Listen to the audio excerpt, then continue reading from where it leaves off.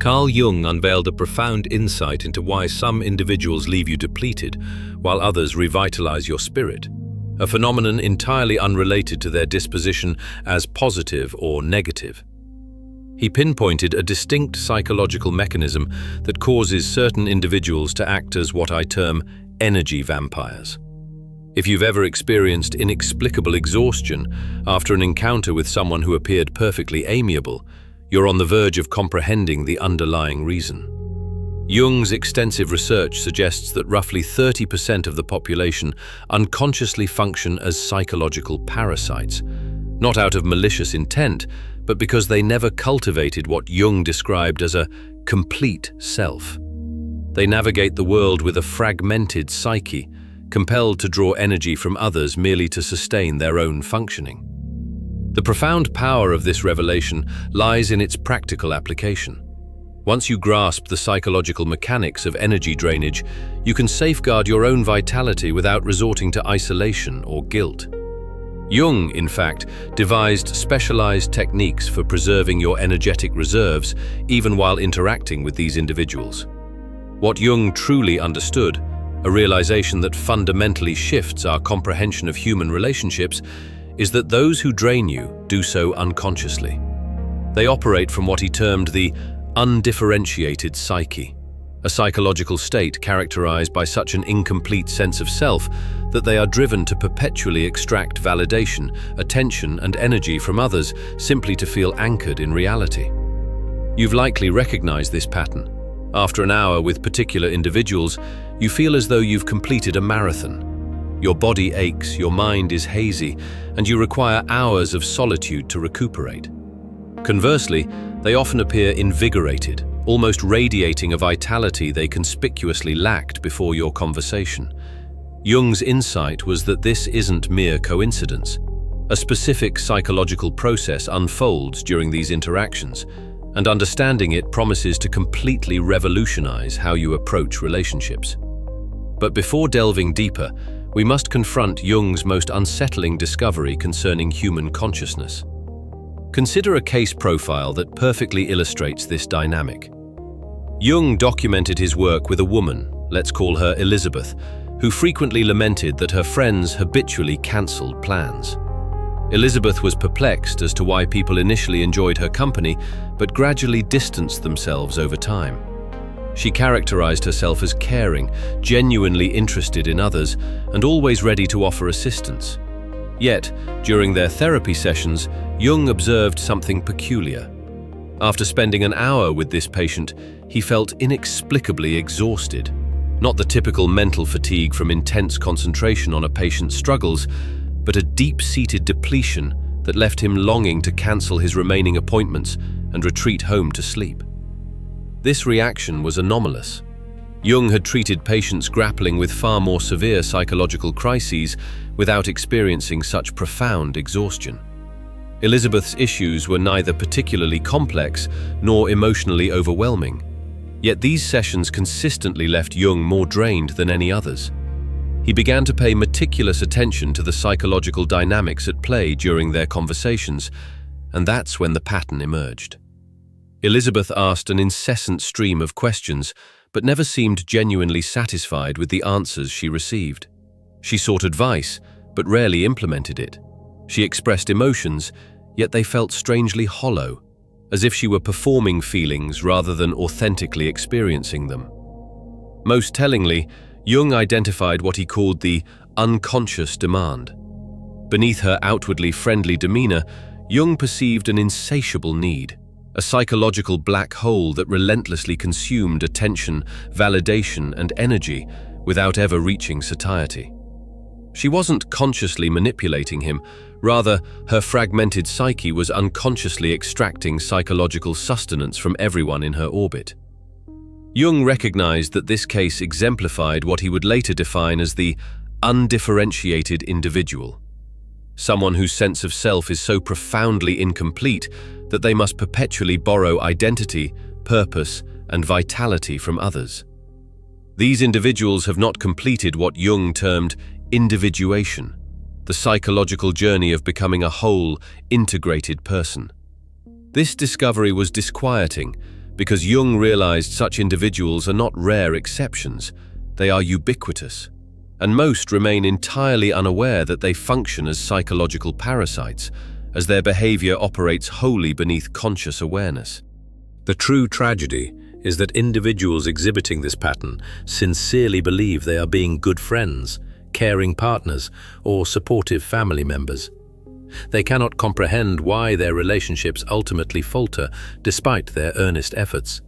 They feel perpetually misunderstood and abandoned, which, ironically, only intensifies their unconscious need to extract energy from others.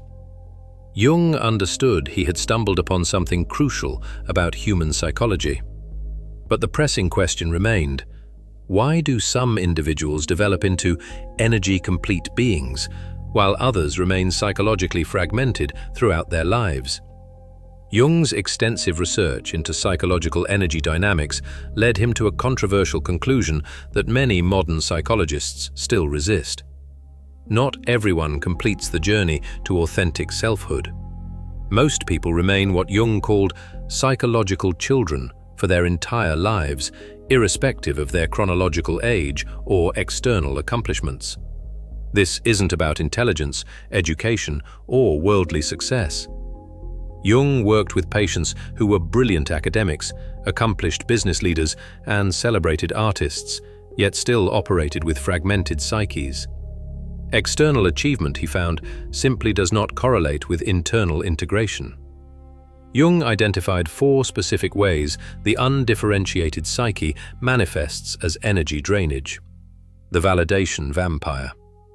These individuals exhibit an unceasing need for affirmation, that they are good, smart, attractive, or successful. Every conversation for them becomes an opportunity to fish for compliments. They ask questions, but they aren't truly listening to your answers. They are merely awaiting your validation of their pre-existing beliefs about themselves. Jung observed that these individuals never developed what he termed internal worth, hence their constant need to extract it from external sources. Let's explore a narrative illustration of this dynamic. Consider Sarah, a composite character based on patterns Jung consistently observed. She would call her friend Maya multiple times daily, each conversation following an almost identical script. Sarah would recount some minor interaction, then prompt Maya to confirm she had handled it correctly. Did I say the right thing at the meeting? Did I look okay in that outfit? Was I justified in feeling hurt by my partner's comment? Maya initially found these calls endearing, viewing them as evidence that Sarah valued her opinion. But after months of this recurring pattern, Maya noticed something deeply disturbing. No amount of reassurance ever seemed to satisfy Sarah. Maya could spend an hour affirming Sarah's choices, intelligence, and inherent worth, only for Sarah to call the very next day, requiring the exact same reassurance about a different situation. Jung explained this as the broken mirror phenomenon. Individuals who never developed internal self-worth must perpetually see themselves reflected in the eyes of others.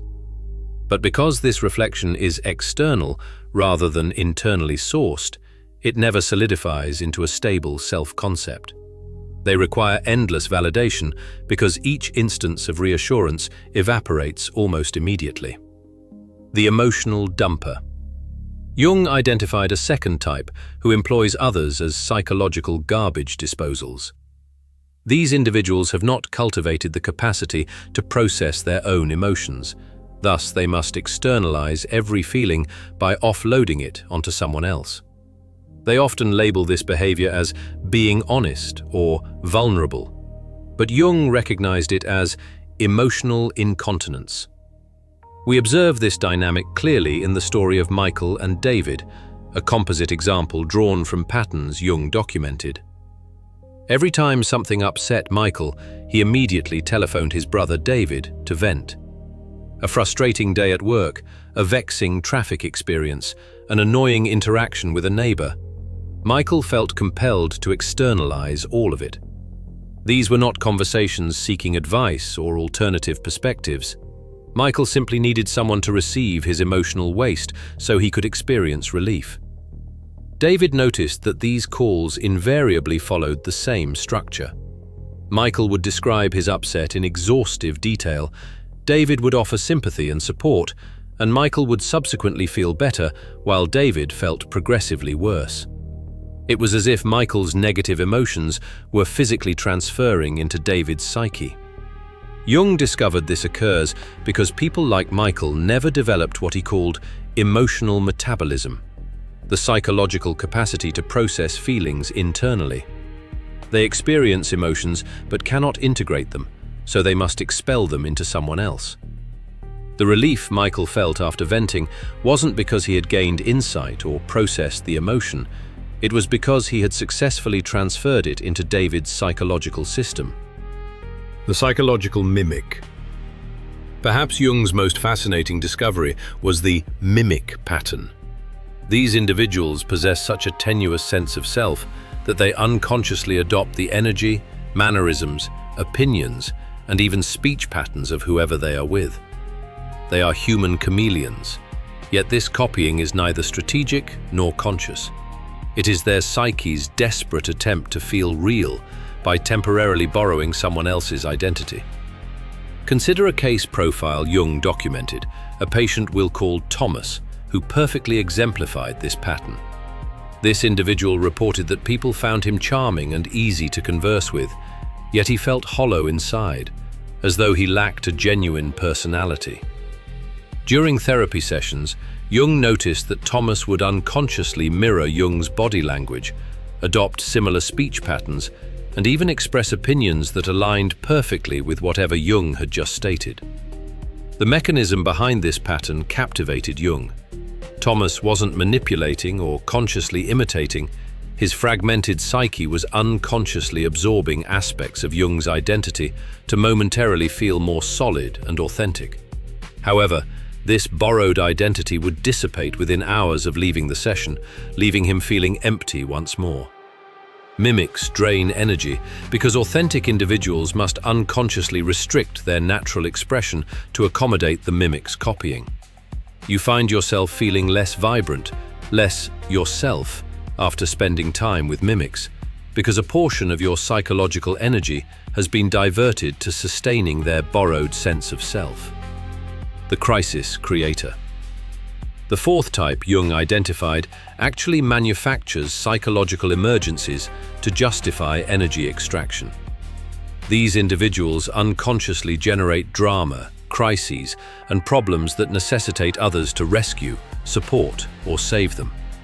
Jung labeled this the victim's savior dynamic, a psychological pattern that enables the fragmented psyche to feel real through manufactured intensity. Let's examine a narrative illustration of this pattern. Jung documented treating a patient, whom we'll call Rebecca, who couldn't comprehend why she experienced constant life crises while her friends' lives appeared stable. Rebecca faced regular emergencies involving relationships, work, health, or family, each crisis demanding extensive support from her social network. What she failed to recognize was that her psyche was unconsciously creating these situations, not consciously or deliberately, but through a pattern of choices that consistently generated chaos. The crises weren't simply happening to her, they were emanating from her undifferentiated psyche's profound need to feel real through intensity and to justify extracting energy from others in the form of rescue and support. Jung discovered that crisis creators are particularly draining because they generate what he termed false urgency. People around them remain in a perpetual state of emergency, always on call for the next crisis, never able to relax into normal relationship dynamics. However, here's Jung's discovery that transforms this entire framework from a disturbing observation into practical psychology. These patterns are not permanent. The undifferentiated psyche can become integrated through what Jung called the individuation process. Energy vampires are not condemned to remain that way forever. Jung found that people become psychological parasites for specific developmental reasons, typically stemming from childhood experiences where they learned that authentic selfhood was not safe or acceptable. Perhaps their parents only bestowed attention when they performed certain roles. Perhaps expressing genuine emotions resulted in punishment or abandonment. Perhaps they grew up in environments where possessing a strong sense of self was perceived as threatening or selfish. These early experiences taught them to fragment their psyche, to develop a false self that could navigate social dynamics while their authentic self remained buried and underdeveloped. The problem is that this false self cannot generate its own psychological energy. It must constantly extract energy from others because it is disconnected from the deep source of vitality that emanates from authentic selfhood. Consider how Jung's work with Elizabeth, the patient we discussed earlier, vividly illustrates this transformation process. Jung documented working with her for 2 years, guiding her to recognize her patterns and embark on the arduous journey of developing an integrated psyche. The work was far from easy. Elizabeth had to confront the profound reality that her entire way of relating to people was predicated on unconscious extraction rather than genuine exchange. She had to learn to sit with her own emotions instead of immediately offloading them onto others. She had to cultivate internal validation rather than perpetually seeking external reassurance. She had to discover who she truly was beneath the false self she had meticulously constructed to survive her childhood. The transformation was not linear. There were periods where her old patterns intensified as her psyche resisted change, what Jung called the regression before progression, a necessary phase where the old identity system fiercely fights to maintain itself. But gradually, something remarkable occurred. Elizabeth began generating her own psychological energy. She could sit alone without feeling desperate for connection. She could experience emotions without immediately externalizing them. She could validate her own choices without constant external input. Most significantly, her relationships underwent a profound metamorphosis. Friends who had been distancing themselves began reaching out again, not because she manipulated or tried harder, but because her energetic signature had fundamentally shifted. She was no longer unconsciously extracting from others. She had become psychologically self-sufficient. Jung's breakthrough with this patient led him to map out what he called the psychological energy crisis. The pivotal moment when someone functioning as an energy vampire must choose between perpetuating their extractive patterns or undertaking the demanding work of integration. This crisis typically manifests through what Jung termed enforced solitude. When enough people have distanced themselves, the energy vampire can no longer sustain their fragmented psyche through external extraction. They are then compelled to either develop internal psychological resources or sink into despair. This crisis is terrifying for the undifferentiated individual because they have spent their entire life avoiding the very thing that could heal them, facing themselves without the distraction of external validation, emotional dumping, identity borrowing, or manufactured drama. Jung described this as the dark night of the psyche, a period where an individual must sit in the void of their own emptiness and choose whether to finally cultivate an authentic self or continue to desperately seek external sources to fill the internal void. Let's explore a composite case study based on patterns Jung consistently documented.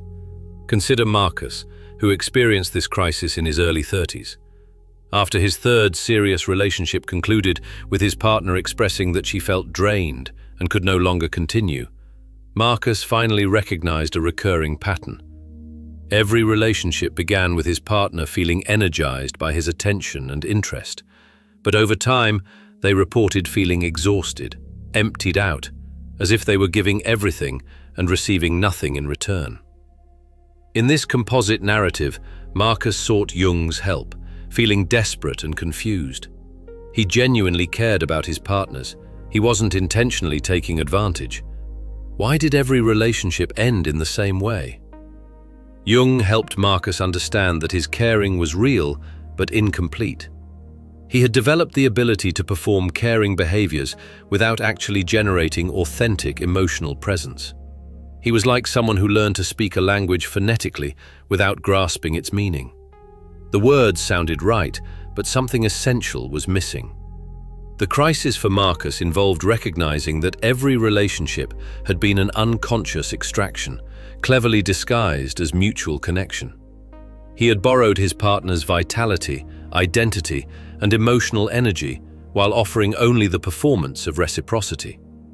His psyche was consuming theirs, while his conscious mind genuinely believed he was being a good partner. This recognition devastated him. It meant acknowledging that his entire relational history was built on unconscious parasitism. Jung understood that this devastation was a necessary step.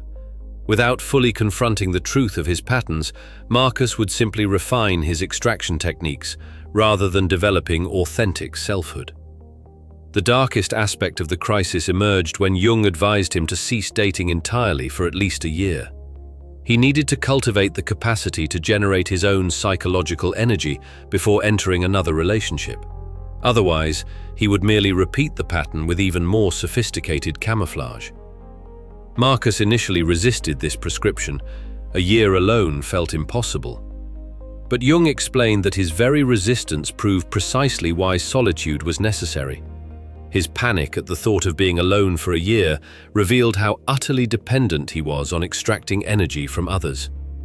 Jung developed a specific protocol for transforming energy vampires into energy-complete individuals, which he termed the integration intensive, a systematic process for developing authentic selfhood. The first phase involved what Jung called the withdrawal. Like the patients we've discussed, individuals had to temporarily remove themselves from their normal social dynamics, not forever, but long enough to cease unconsciously extracting energy from others and begin developing internal resources. During withdrawal, patients experienced what Jung called the void confrontation. Without constant external stimulation, validation, and energy extraction, they were confronted with the terrifying emptiness where their authentic self should have been. This emptiness felt unbearable initially. Patients reported panic, depression, and desperate urges to reconnect with anyone who might fill the void. Jung insisted they sit with these feelings without acting on them. This was the psychological equivalent of detoxing from a substance addiction. The fragmented psyche was addicted to external energy sources, and withdrawal produced genuine psychological withdrawal symptoms. The second phase involved what Jung called authentic feeling excavation. Patients had to learn to distinguish between real emotions and performed emotions. Individuals who have operated as energy vampires for years often have no idea what they actually feel, because they've spent so long performing feelings they believe they should have or mimicking others' emotions. Jung developed exercises where patients sat in silence and simply noticed what arose internally, without judgment or performance. What do you actually feel right now? Not what you think you should feel, not what would be appropriate to feel, but what's genuinely present in your direct experience. This process was excruciating for many patients, as it revealed how profoundly disconnected they had become from their own inner life. Some realized they couldn't identify a single authentic emotion. Everything was either borrowed, performed, or manufactured to elicit specific responses from others.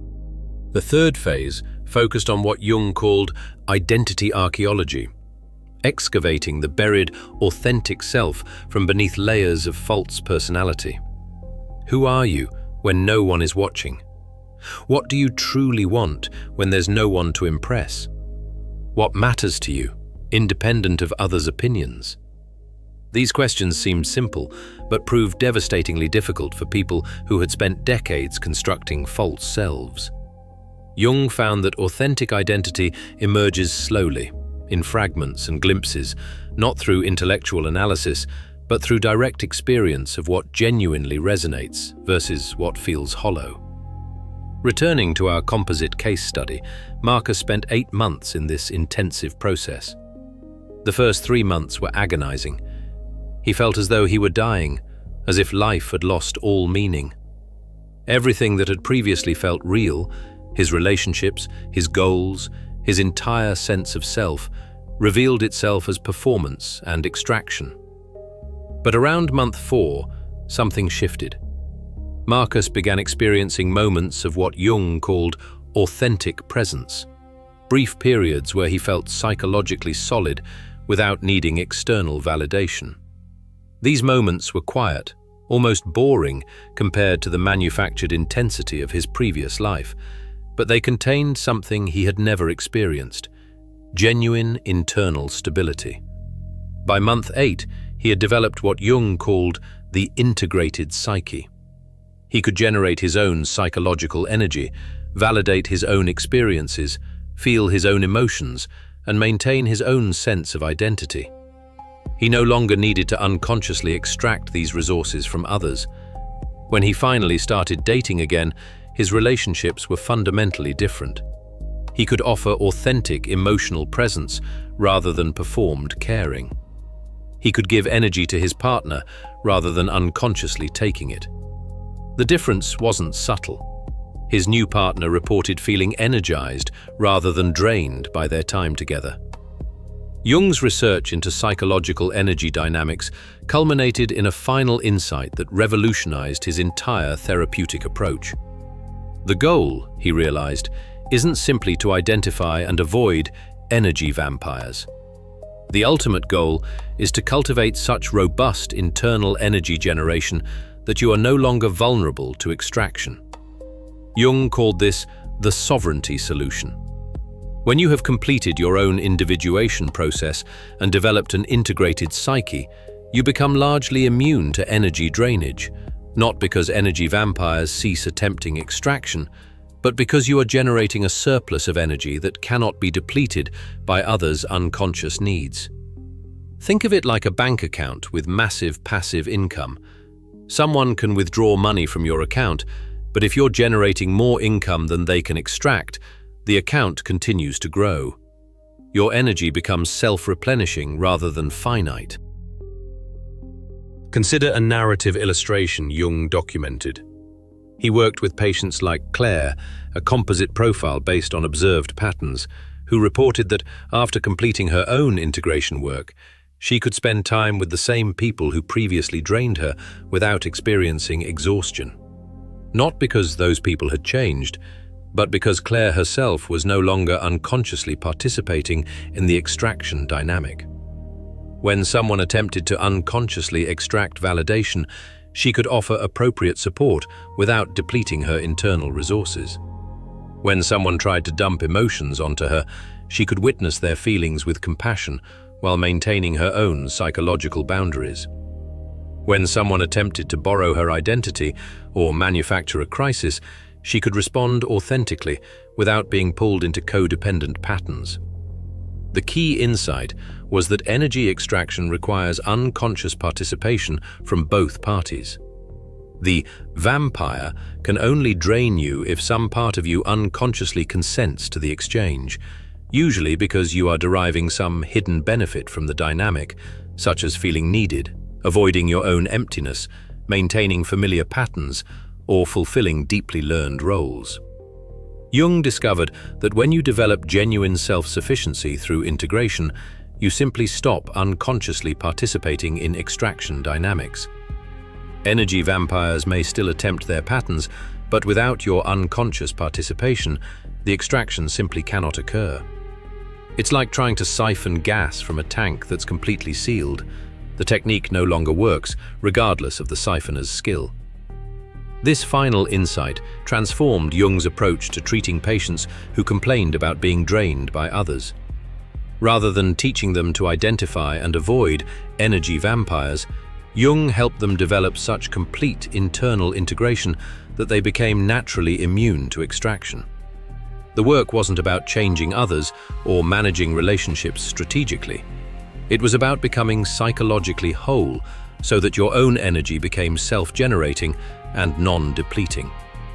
This is what Jung meant by the sovereignty solution. When you become sovereign over your own psychological energy, others' extraction attempts become irrelevant. Remember what Jung discovered about why certain people drain your energy. It's not because they are bad people or consciously manipulative. They are operating with fragmented psyches that never completed the individuation process. They unconsciously extract validation, emotional processing, identity and vitality from others because they cannot generate these essential resources internally.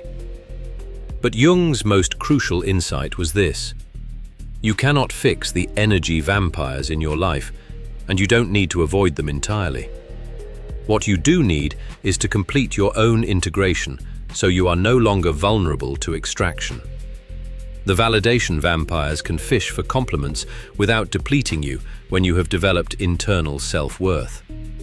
The emotional dumpers can externalize their feelings without destabilizing you when you have learned to process your own emotions. The psychological mimics can copy your energy without diminishing you when your identity is solidly anchored internally. The crisis creators can manufacture drama without pulling you in when you have developed clear boundaries and authentic response patterns. This is Jung's ultimate gift, the understanding that psychological sovereignty is the supreme protection. When you have undertaken the arduous work of integration, of excavating your authentic self from beneath layers of conditioning and performance, of learning to generate your own validation, process your own emotions, and maintain your own identity, you become naturally immune to others' extraction patterns. The work isn't easy. It requires the withdrawal period, the void confrontation, the authentic feeling excavation, and the identity archaeology. It means sitting with profound discomfort as you discover how much of what you thought was you is actually borrowed, performed, or manufactured. But Jung promised that on the other side of this integration process lies something extraordinary: the experience of being psychologically whole, energy complete, and sovereign over your own internal resources. You cease needing to manage others' behavior because you have developed the internal capacity to generate everything you require. You're not trying to identify who's draining you or strategically avoid certain people. You are living from such psychological fullness that others' extraction attempts simply cannot touch you. You possess energy to share, not because you are forcing yourself to be generous, but because you have developed a self-replenishing source that naturally overflows. This is Jung's vision of psychological maturity, not managing others' patterns, but developing such complete internal integration that you become sovereign over your own energy, immune to extraction, and capable of authentic connection with anyone. Jung's framework for understanding psychological energy dynamics profoundly transforms how you navigate every relationship in your life. Instead of constantly monitoring who's draining you or attempting to evade energy vampires, you can redirect your focus to cultivating your own integration, completing your own individuation process, and becoming so psychologically whole that extraction becomes an impossibility. Remember, sovereignty is the solution.